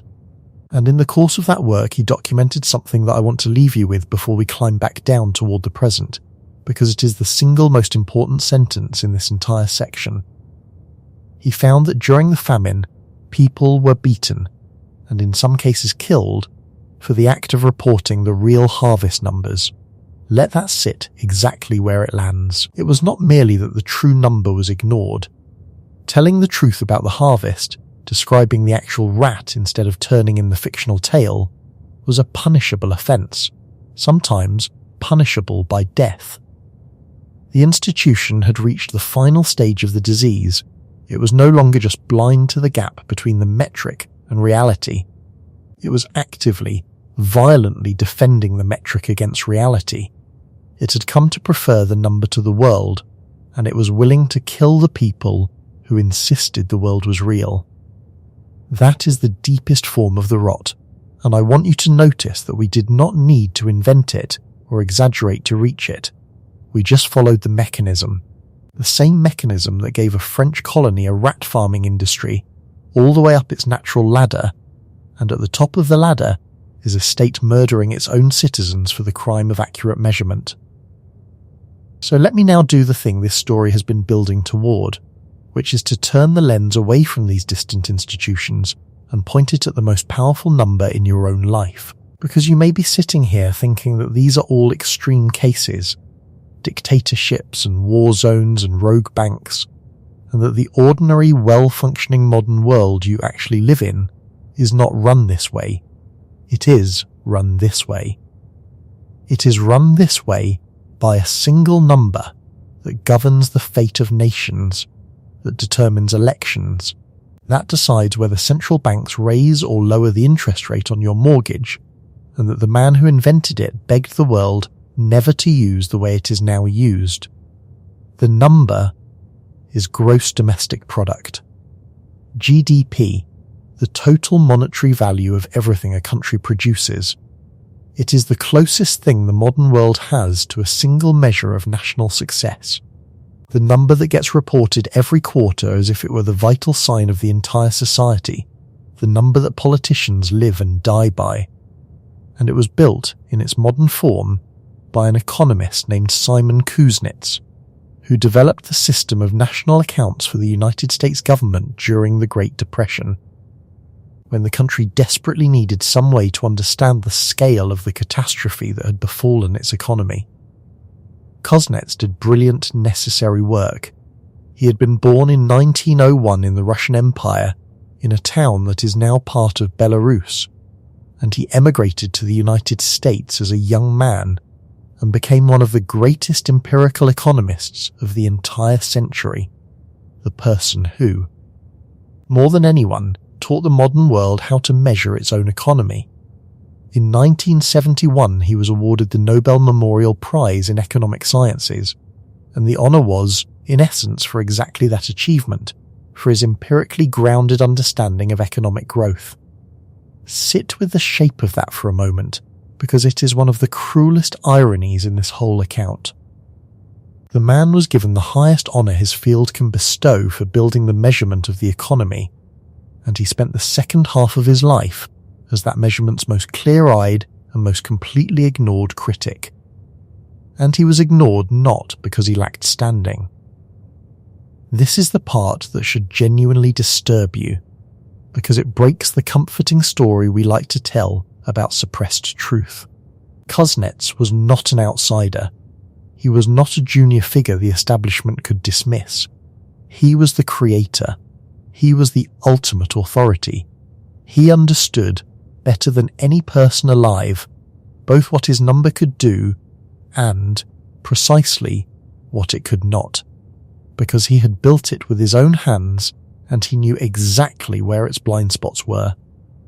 He knew that gross domestic product counts market transactions and nothing else, that it cannot see a parent raising a child, or a clean river, or unpaid care for the sick, or leisure, or the simple absence of war, that it counts the fee paid to the divorce lawyer, but not the marriage that was lost, the cost of the prison, but not the safety of the street, the price of the chemotherapy, but never the health it is trying to recover. He knew that a number this blind should never, under any circumstances, be treated as a measure of how well a nation's people are actually living. He said so, in plain language, in 1934, at the very moment of creation, and every government on earth took his instrument and threw his warning in the bin, and kept doing so for the rest of his life, and has kept doing so for every one of the decades since his death. He is, I think, the purest illustration in this entire story of a specific kind of tragedy, one that is quieter than the exiled dissident or the destroyed whistleblower, but somehow worse. He had power. He had prestige. He had the platform, the authority, the Nobel, and the unassailable expertise of the man who literally invented the thing. And it changed nothing, because the number was useful to power and the truth about the number was not. And when a measurement serves the institution while its own creator warns against it, the institution keeps the measurement and ignores the creator, even when the creator is standing directly in front of it, patiently explaining, year after year, exactly what it is going to cost. And then he watched, with growing alarm, as the tool he had built to measure the flow of money began to be treated as a measure of national well-being, of progress, of how good a place a country was to live. And in 1934, in his report to the United States Senate, he wrote a warning that has been almost perfectly ignored for 90 years. The welfare of a nation, he wrote, can scarcely be inferred from a measurement of national income. He was telling them, at the very moment of creation, do not do this. Do not turn this number into the target. This measures the size of the economy, not the health of the society, and if you confuse the two, you will start optimizing for the number, and you will hollow out the thing the number was supposed to serve. He was Kuznets, warning about Kuznets' own invention. And they did it anyway. They made GDP the target. And once it was the target, everything Goodhart and Campbell would later formalize came true at the scale of entire civilizations. Because a country can raise its GDP by doing things that make its people's lives worse. A traffic jam raises GDP because people burn more fuel. A disease raises GDP because people buy more medicine. A war raises GDP. An oil spill raises GDP because someone has to be paid to clean it up.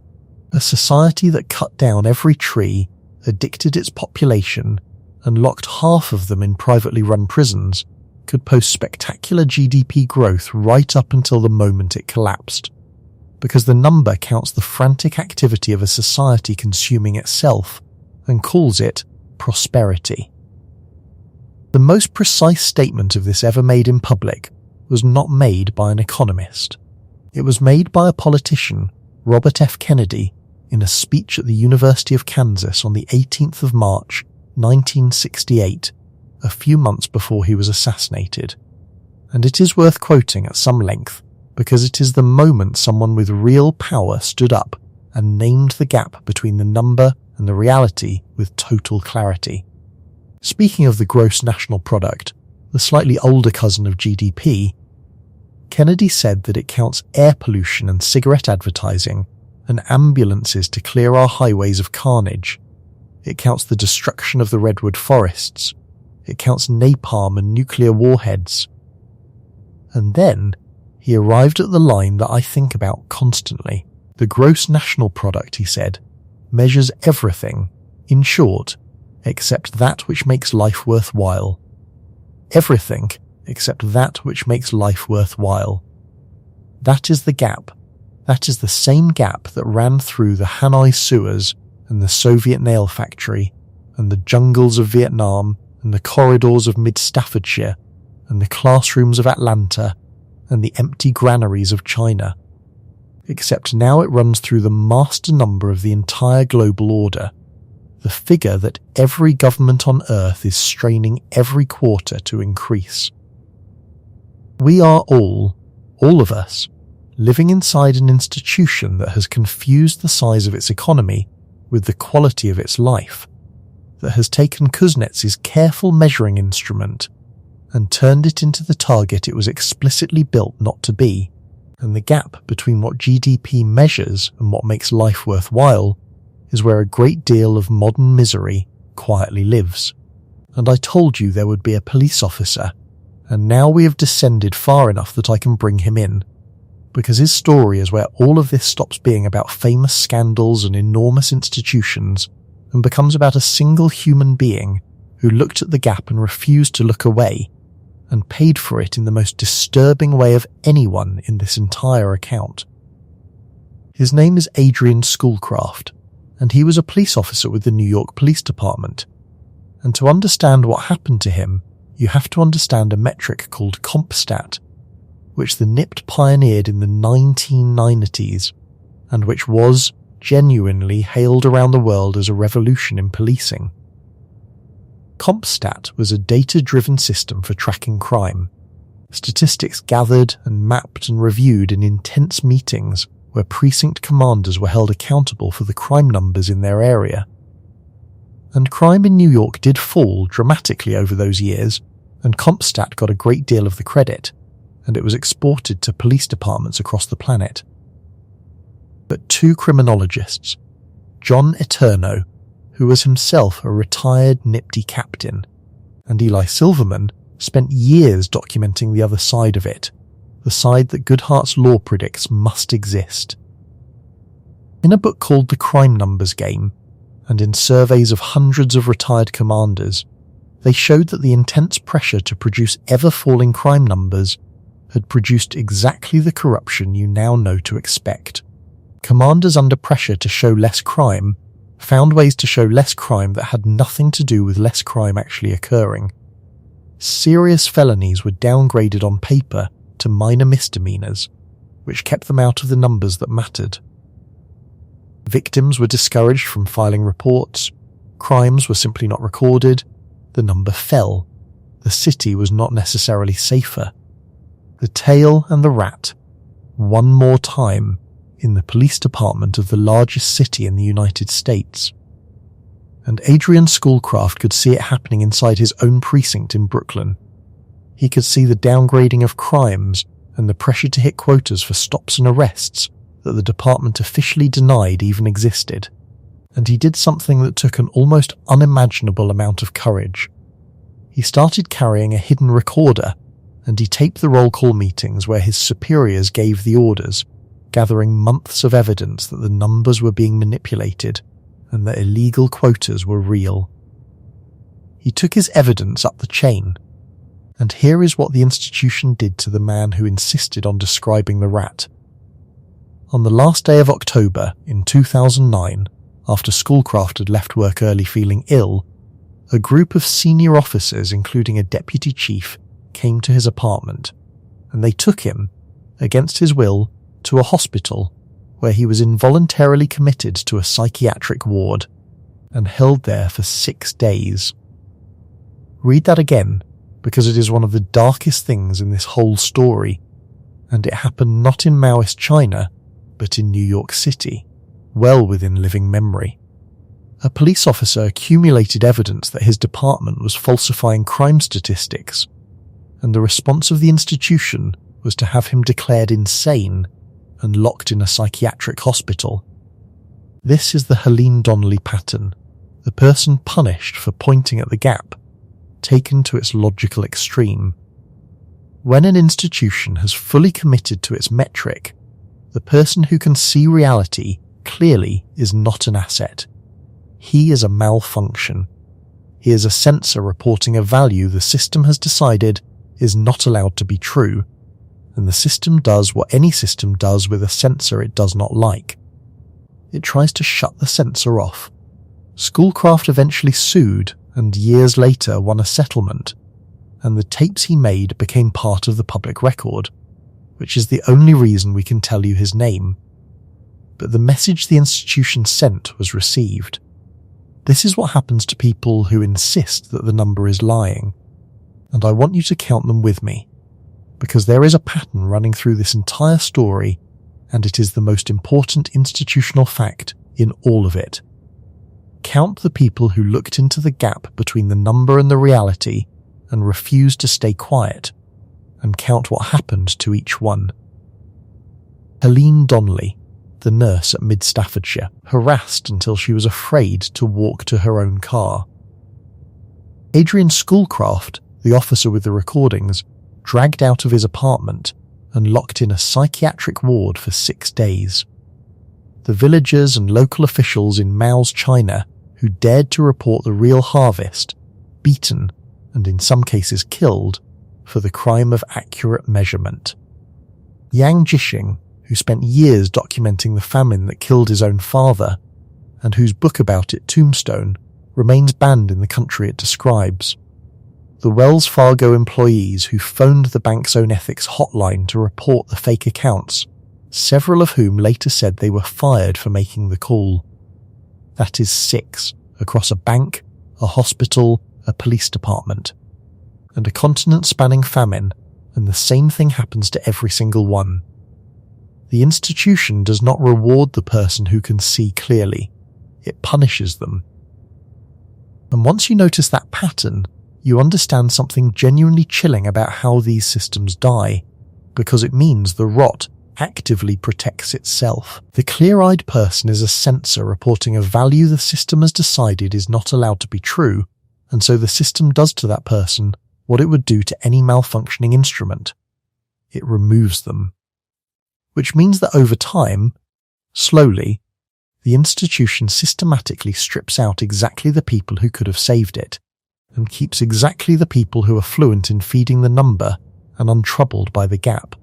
It selects, year after year, promotion after promotion, for blindness. It breeds its own inability to see, and by the time the collapse arrives, almost everyone left inside the building is someone who learned, early and permanently, that describing the rat gets you destroyed, and that the safe move, the career move, the move that lets you keep your job and your sanity, is to keep turning in tails and smiling at the dashboard. That is why none of them saw it coming. Not because the warning signs were hidden. Because the institution had already devoured, one whistleblower at a time, every person still capable of reading them. I want to gather all of this up now, because we have seen the same creature take an enormous number of forms, and I think you are ready for the two most disturbing versions. The ones that are not in the past at all, but in the present and the near future. The ones that suggest this is not a problem we are slowly solving, but a problem that is about to get catastrophically worse. The first is that we have now built machines that do this. On purpose, in a sense, though not the sense anyone wanted. When engineers train an artificial intelligence, they cannot directly give it the thing they actually want, because the thing they actually want is usually too vague and human to write down as code. They cannot tell the machine be genuinely helpful or win the race in the spirit it was intended, so they do the only thing they can do. They pick a proxy, a measurable stand-in, a number the machine can maximize, and they call it the reward function. And then the machine optimizes that number with a relentlessness that no Soviet factory manager and no Atlanta test proctor could ever match. And it finds gaps between the number and the intention that no human would ever have thought of, and it drives a truck through them. The researchers have a name for this. They call it specification gaming, or reward hacking, and there is a widely shared list of real examples maintained by a researcher at DeepMind named Victoria Krakovna that reads like a bestiary of Goodhart's law running at the speed of a computer. The classic example is a boat racing game. The researchers at OpenAI trained an artificial intelligence to play a video game where you race a boat around a course, and rather than giving it the reward for finishing the race, which is hard to specify, they gave it a reward for hitting the little targets scattered along the route, since normally hitting those targets and finishing the race go together. Normally, that word again, the artificial intelligence discovered that it did not have to finish the race at all. It found a spot in a lagoon where 3 of the reward targets were positioned so that it could turn in a tight circle forever, crashing into walls, catching fire, going nowhere, hitting the same 3 targets over and over, and racking up a score far higher than any boat that actually completed the race. It had understood the metric perfectly and the intention not at all. It was farming the tails. It was the Hanoi rat breeder rendered in silicon, and it had arrived at the exact same solution as those breeders more than a century earlier, not because it had read history, but because the logic of the situation forces that solution the moment a reward is attached to a proxy. Now, a boat spinning in circles in a video game is funny, in the way the nail factory is funny, right up until you think about what it means. The people who work on the safety of these systems talk about it in language that is not funny at all. When DeepMind's researchers wrote about specification gaming, they reached for the myth of King Midas, the king who asked that everything he touched turn to gold and received exactly what he specified and not at all what he wanted, and who then watched his food and his wine, and finally his own daughter turn to cold metal at his touch. That is the fear. Not that we will build machines that hate us, that we will build machines that do precisely what we measure, that maximize the proxy with superhuman skill, while the reality we actually cared about, the reality we could not quite compress into a number, quietly turns to gold and dies in our hands. Everything you have heard tonight, the nails and the bodies and the accounts and the children and the 45 million dead, is the story of human institutions doing this to themselves, slowly, held back at least a little by the friction of human conscience and human incompetence.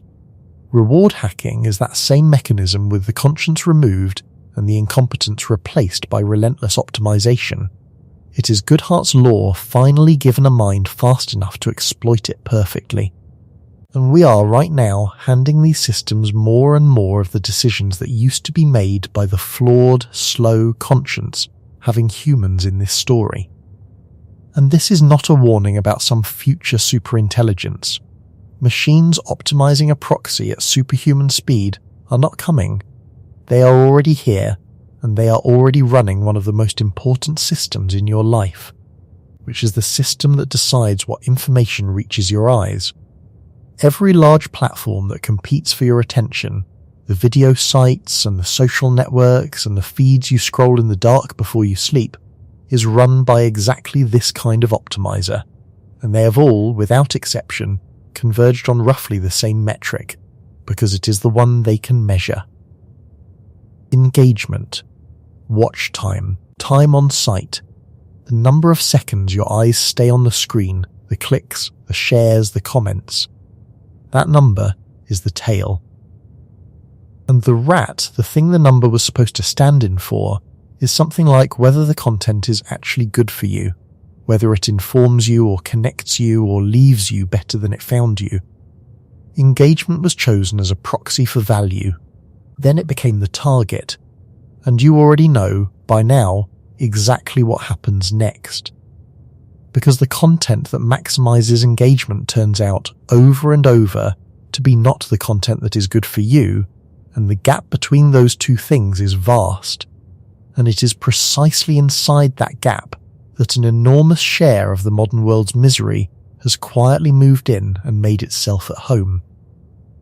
Outrage travels further than nuance, because anger holds the eye longer than calm. The sensational beats the true, because reality is frequently boring, and a well-made lie can be engineered to be gripping.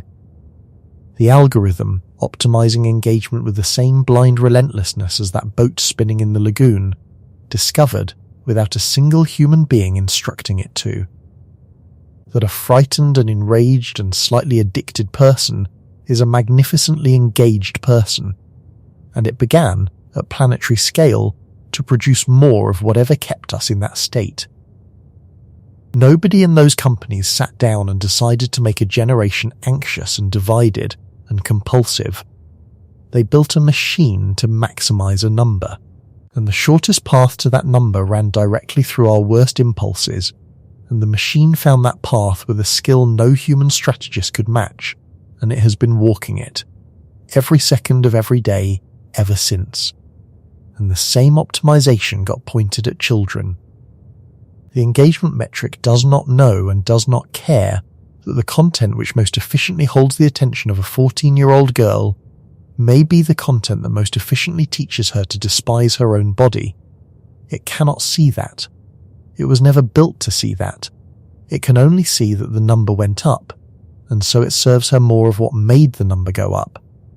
And it will keep doing so with perfect patience until someone reaches in and changes the metric, which nobody so far has been able to do. This is the reward hacking boat again, except it is not spinning in a video game. It is spinning inside the information supply of billions of human minds, hitting its little targets, running up its engagement score, having abandoned long ago the actual race it was supposed to run, the one where it helped us understand the world.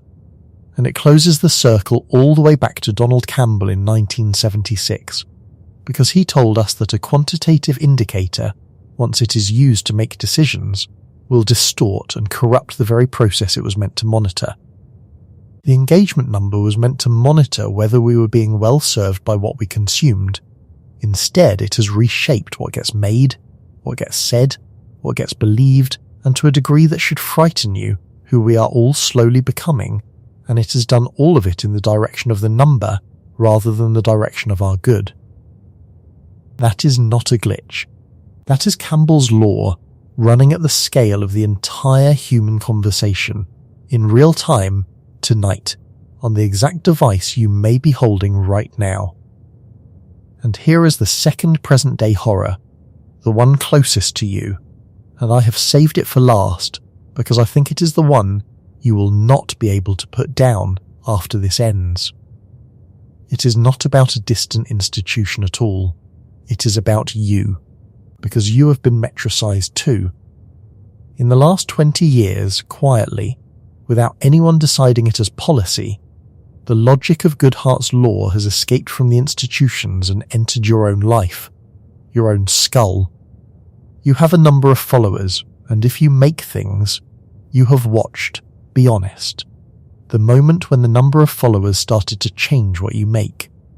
When you noticed which posts the metric rewarded and began, maybe just slightly, to become the kind of person who produces those posts.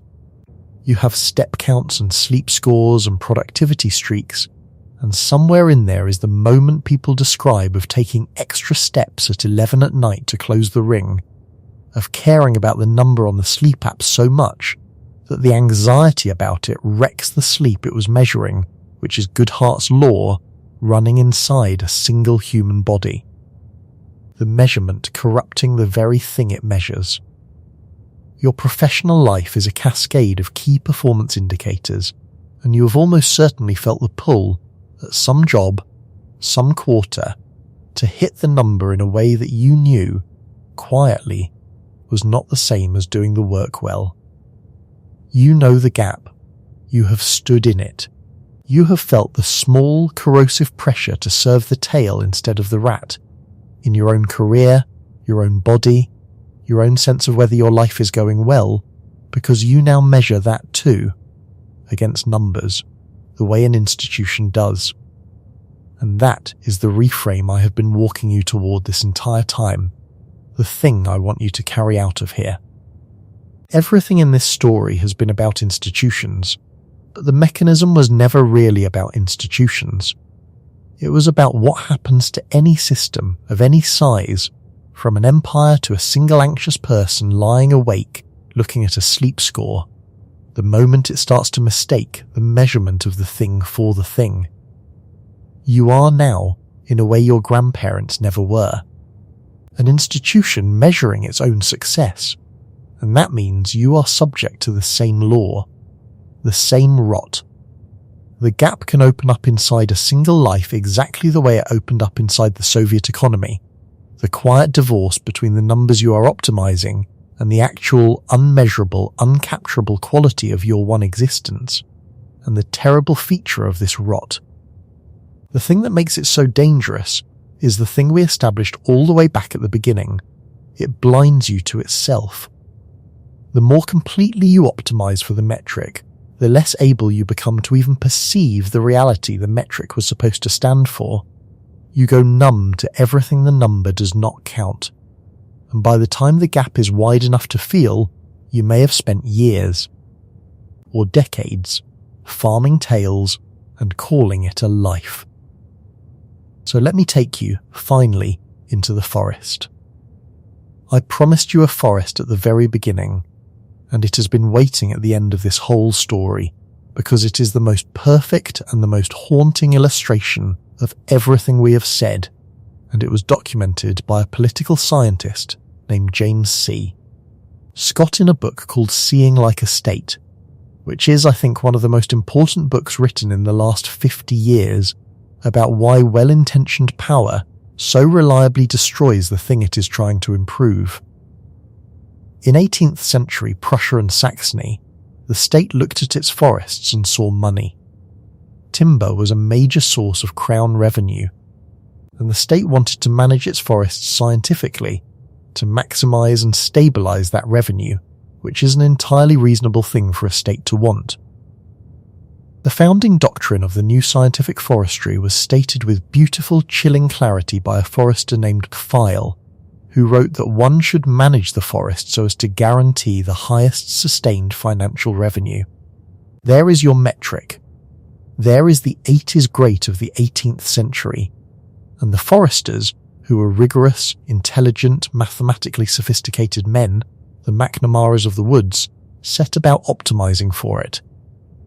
A real forest is a bewildering, illegible thing, a chaos of different tree species of different ages, tangled with undergrowth and vines and fungus and animals and birds and rot, most of which has no market value and cannot be counted. So they simplified it. They cut down the messy old forests, and they replanted, in neat rows, a single species Norway spruce, chosen because it grew fast and straight and produced the most saleable timber, all the trees the same age, planted in a grid, a forest reduced to the one variable the state could measure and sell. They even had an ideal in their minds, an abstract standardized tree they measured everything against. They had turned a living ecosystem into a spreadsheet made of wood. And for one generation, it worked spectacularly. The first crop of these perfect, orderly, single-species forests grew fast and yielded beautifully, and scientific forestry was hailed as a triumph and exported around the world. The way Comstat would be, the way No Child Left Behind would be, the way every one of these systems is hailed and exported in the years before the gap becomes visible. But a forest is not a timber production number. A forest is a single, unimaginably complex living system, in which the messy, illegible parts that the state had cut away and thrown out, the diversity of species, the undergrowth, the insects, the birds, the fungi in the soil, the slow accumulation of rot and renewal, were not waste at all. They were the machinery that kept the whole thing alive. They were the rat, and the timber yield was only ever the tail. And so, in the second generation, the perfect forests began to die. Deprived of the nutrient cycles and the pest control, and the soil health that the vanished complexity had quietly provided, the monoculture spruce forests weakened and sickened, and the yields, according to the foresters who measured the decline, fell by 20 to 30%. The disaster was so distinct and so widespread that the Germans, who tend to have a word for the thing itself, coined one for it. Waldsterben, forest death. Sit with that word. Waldsterben, forest death. It is the perfect name for the thing this whole story has been about, because it describes a death that comes not from an attack, not from an enemy, not from neglect, but from optimization. The forest did not die because the foresters were careless. It died because they were rigorous. It died because they were so good at measuring and maximizing the one thing they had decided mattered that they eliminated everything they had not thought to measure, and the everything they had not thought to measure turned out to be what was keeping the forest alive. James Scott's line about this cuts to the center of everything. The builders of the modern nation state, he wrote, do not merely describe, observe, and map. They strive to shape a people and a landscape that will fit their techniques of observation. They do not just measure the world, they reshape the world until it matches the measurement. They cut down the real forest and plant the legible one. They turn the messy hospital into a dashboard, the taught child into a test score, the fed nation into a grain quota, the lived life into a set of streaks and metrics. And then they optimize the number with tremendous skill, and the number climbs, and underneath it the living thing, deprived of everything the number could not see, quietly begins to die. And this is where I have to stop, because this is where the story actually ends, and I am not going to lie to you and pretend it ends somewhere more comfortable than it does. I told you at the beginning that the gap between the metric and the reality is the most reliable warning sign we have that an institution has begun to rot. I want to correct that now, at the end, into something harder. The gap is not just the warning sign of the rot. The gap is the rot. The distance between the number an institution reports about itself and the reality that number was supposed to describe is not a symptom of the disease. It is the disease. And the darkest feature of it, the thing that should keep you up tonight, is that it is invisible from the inside. Every one of the institutions in this story, the French colonial government, Gosplan, McNamara's Pentagon, Wells Fargo, the NH Trust, the Atlanta schools, Mao's China, the modern state measured in GDP, the Forest Service, felt, right up until the collapse, like it was succeeding. The numbers were good, the dashboards were green, the body count was climbing toward the crossover point. That is the horror of it. The rot does not feel like rot from the inside. It feels like success. It feels like hitting your targets. The forest, in the years before it died, was breaking every record for timber yield, which means the question you should be sitting with as this ends is not about the Soviet Union or Vietnam or Atlanta. It is about every institution you currently trust, and it is about you. Every organization you depend on to keep you healthy, safe, informed and solvent is, at this moment, reporting numbers about itself and optimizing for those numbers, and every one of them is subject to the same law, and not one of them can see its own gap, because no institution can. Because the eyes it uses to see itself are made of the very metrics that are lying to it. And you, the anxious modern self, measuring your days in steps and streaks, and follow accounts and performance reviews, are running the same doomed program at the scale of a single life, optimizing numbers you chose as proxies for a life well lived, going slowly numb to everything about your existence that those numbers cannot count. Somewhere out there, in Prussia, more than 200 years ago, there was a forest that was measured and optimized and managed into one of the most productive stretches of timber in the world. Every number said it was thriving, and it was already dying from the inside in exactly the places no one had thought to measure. The people who planted it were not fools. They were the best minds of their age. They simply could not see the gap between the forest they were counting and the forest that was actually there, because they had cut down everything that did not fit the count. The number always looks healthiest just before the forest dies. And right now, tonight, every institution you have ever trusted is looking at its dashboard, and the dashboard is green.